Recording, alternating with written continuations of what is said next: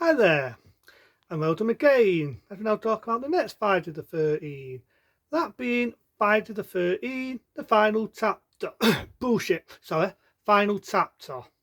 The reason why I accidentally coughed bullshit is because, as we all know, it wasn't the final one. No, it was not the final one.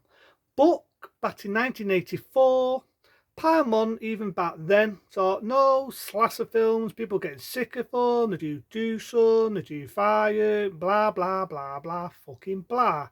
So originally, this was going to be the last one. I say it again, this was going to be the last Friday the 13th film. That's right. But as we know, this wasn't. And not only was this not the one, we had a lot of successful other films. You had at the time Silent Night, Deadly Night, and you also had the success, same there, Nightmare on Elm Street. So this was definitely not the last one. You do get a lung actor, the son Cunningham, I think his name's right, the one who appeared in Gremlins, appeared in The Lost Boys. This was his big break after Gremlins, as the first one to play Tommy Tarface. I quite like the story in this, you know what I mean? It sort of follows on where it's left off, which was astonishing because in the morning the day what ran the axe on Jason's head got then put away. But in this, it's also at midnight, and before all this, you get a tamp stories, little bits from every Friday the 13th, as this originally was going to be the last one. It does show Jason breaking out the obstacle and then going on a killing spree. Now, like most of the Friday the 13th, this was ethically cut and was censored down. There was also a lot of deleted scenes in the film, which I'd love to have seen.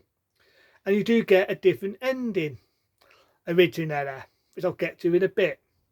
But again, you got Jason with the hockey mask on, going on a stealing spree and basically killing people. And I've got to admit, I do love the kid Tommy in this. He plays tricks on people, he makes his own special effects, he can fix a fucking car, he's good with computers. He's great. Reminds me a bit of me when I was a kid. And he also likes perfume on women who are stripping off. Definitely a strip off me when I was a lad. But yeah, I do love it. I love it. You do get a scene where you do get a naked girl when she's on a jingy boat and a big knife goes in a shoulder. Though that was definitely cut as well. It was a lot more graphic and a lot more brutal. Which is kind of the same. You can't ever see the uncut one. I might maybe one day tell you the uncut version one day around the road one day. Because there's got a lot of things to go on there. But yeah, Friday the 13th, the final chapter. What can I say? It's a fucking dud. It's definitely a classic. And because it was a big success, as we know, one year after, it turned out it wasn't the last one. Money talks, it made a lot of money for Paramount, and they decided to do the next one being Friday the 13th Part 5, The New Beginning. But I'll get into that in the next time.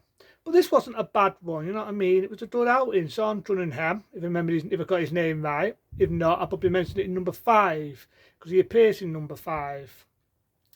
But again, it made a lot of big money. I like the teenagers in it. I do like the lad who winds up his mate and says, "Don't be a dead fuck.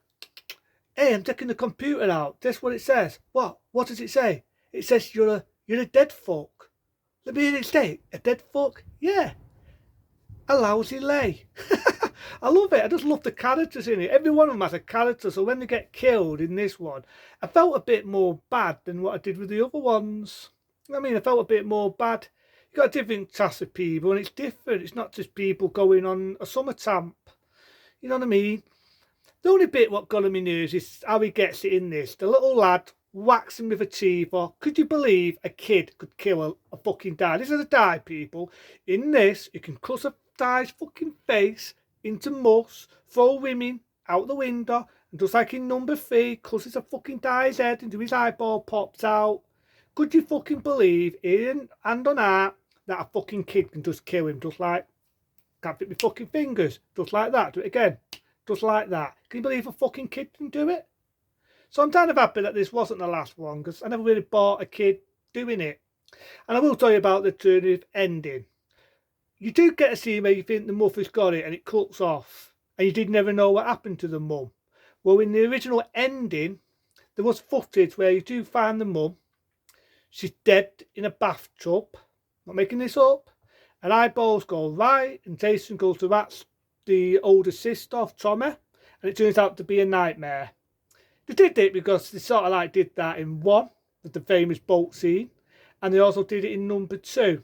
So they tried to task in on this one. Oh, and I'm going to forget, they also did it in number 3, and I was about to say, they sort of like decided to do it in this one and all. But I'm kind of happy that they went with the ending they went. Don't need to do scientific that being, is Tommy going to be the next killer?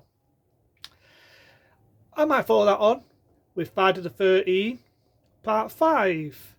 Into then, I'll see you later.